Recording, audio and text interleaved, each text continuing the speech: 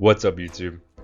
Today we're going to be looking at 10 top teams for the Open Great League. That's right, the Open Great League is finally back, and we've got a little shakeup in the meta. We've got a new #1 ranked Pokemon, and we've got a very brand new Pokemon to the Great League in the top 20. So, without further ado, let's look at the rankings. So right off the bat, we've got Shadow Jumpluff at the top. Now this is crazy because it's on a double flying moveset, and that's just because flying is widely unresisted in the meta, and it allows for it to have a good bait move, or like a decent bait move, decent stab bait move, and a hard-hitting nuke, which just got buffed this season. So it's got Aerial Ace and Acrobatics. The pacing is good, and it's a bulky Pokemon. Shadow hits hard. It now has the potential to beat things that should counter it. Like, this Pokemon is absolutely insane. I love this Pokemon. You've seen me showcase it before, so definitely expect to see it in the near future. That being said, we've got some staples. We've got Clodsire, Mandibuzz, Malamar, Corsola, Lapras, which is brand new this season with the Psywave Sparkling Aria buff. And then our brand new Pokemon number 7, we've got Tinkaton. It is a Steel and Fairy with Fairy Wind, Play Rough, Heavy Slam. We'll see how it actually performs, if it's as good as the ranking suggests, or if it's going to be kind of like a Corviknight situation. Time will tell. We've got Dusclops, Sableye, Dusk Noir, Feraligatr, there's Corviknight, Clodsire, Feraligatr, Shadow Galarian, Weezing, Grumpig, Dusk Noir, Togetic, Diggersby, and Primeape. So without further ado, let's look at 10 top teams. So we had to put Jumpluff on the very first team. It's going to be a beast this season, and it makes a really great core with Steelix, barring fire types. So obviously you are ABA weak to fire with this team, but the most common fire type is Talonflame. So if you see a Talonflame on the lead, it's not that big of an issue because Steelix beats Talonflame. And then Jumpluff basically will roam free because why would they be ABA fire as well? You know what I'm saying? So this team is really strong. This is the team that I basically used to hit Legend. It was a variation of this team in a previous season. So this team should be super strong, and yeah. The next team, it has the brand new Tinkaton. Now Tinkaton only has 2 weaknesses because of its Fairy Steel typing, which is a really strong typing. It's weak to ground and it's weak to fire. So naturally we have a safe swap that resists ground and neutralizes fire, and has super effective coverage into fire. And then Mandibuzz, which is just kind of neutral into fire but resists the ground. And overall, this team looks like a very strong team. It's an ABC style line, but you are ABA or ABB weak to rock and electric in the back. Tinkaton doesn't resist electric, but the most common electric is Morpeko, which is a dark, and then you do resist the rock. So you could play it in ABB style, but overall the team looks super strong. The next team is Dugong, Annihilate, and Claydol. You do want to run the Shadow Annihilate because the Shadow Annihilate is just so much better with that counter pressure. That being said, the Claydol Dugong core is super strong. Claydol is weak to fighting, it's weak to electric. Claydol resists both of those, and then you've got ice and ground coverage, which is good against pretty much everything.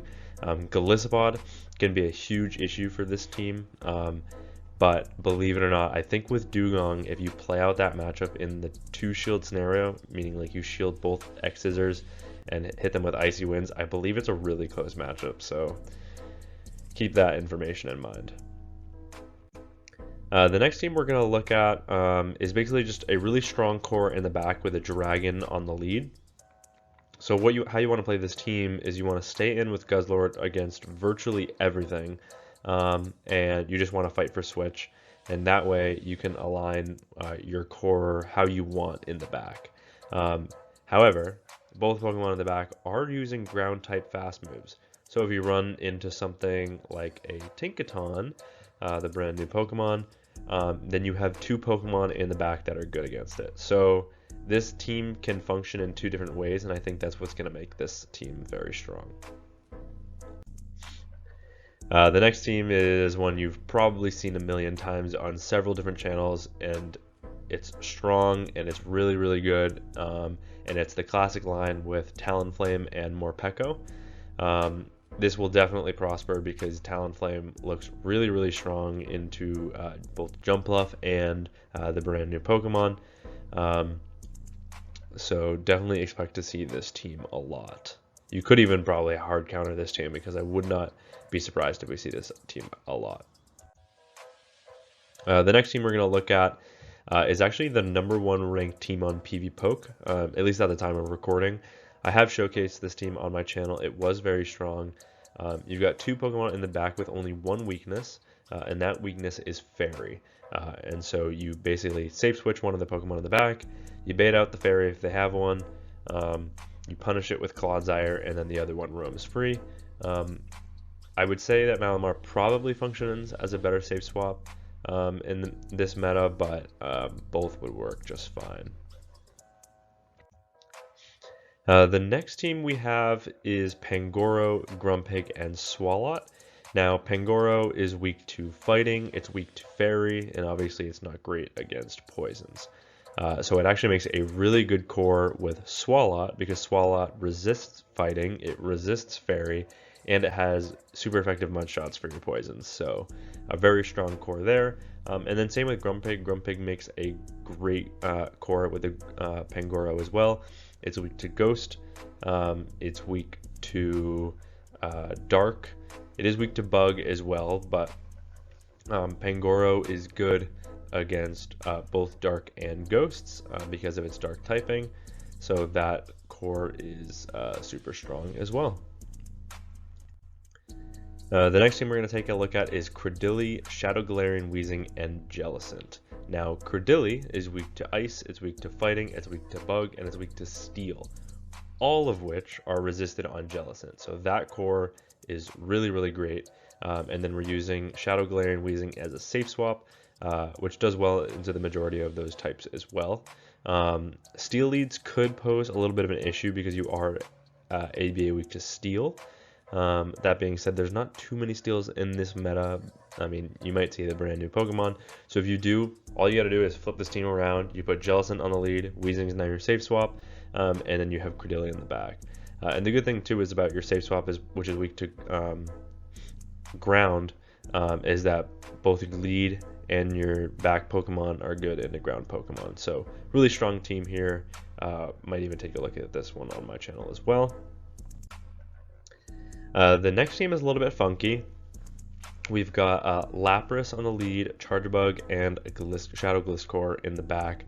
The reasoning behind this team is that Lapras, like Dugong, it's the same typing, is weak to Electric and Fighting, which both Charjabug and Gliscor resist. So it's a play on kind of an old classic line of the Dugong Gligar core, and both Pokemon in the back can also function as safe swaps. So that's why this team is pretty strong. And then the very last team that we're going to look at today is Dusk Noir, Wigglytuff, and Scrafty. Now, Dusk Noir is only weak to 2 things, Ghost and Dark, at least defensively. It is also pretty bad against normal types, but it's better now because of the Dynamic Punch buff. That being said, Wiggly resists both Dark and Ghost, and so does Scrafty, because it's a Dark type Pokemon. So that core is obviously going to be super strong. Scrafty can also hit normal types for super effective damage, which Dusk Noir doesn't really want to see. For this team, you could replace Dusk Noir with Corsola, you could replace it with Dusclops, you could replace it with Grumpig. They're all kind of weak to the same things, and then just kind of keep the back line. Obviously, if you wanted to make this team even better as well, you could change Scrafty into Pangoro. The only reason I don't have Pangoro here is because we already showcased Pangoro on a team in this top teams video, and because Scrafty actually got a recent buff with the brand new move of Upper Hand. However, on the PvPoke rankings, it's still not opting for that move because I think Thunder Punch and Foul Play just give it good coverage for things that it's weak to, or one stab move, one thing that it's weak to. So not wanting to drop that Foul Play because its cheapest move kind of makes sense. But I think the best version of this team does have Pangoro in the back, just because I think it's going to be a better Scrafty. But just using Scrafty in its place because of those reasons. But yeah, That's going to be it for me from this video. This is 10 top teams for the Open Great League. I think all of these teams are going to be super strong. So use them at will. Let me know how they go. Submit battles to the channel if you'd like with these teams or with any teams that you come up with as well. And that's going to be it for me from this video. So thank you all so much for watching. And until next time, peace.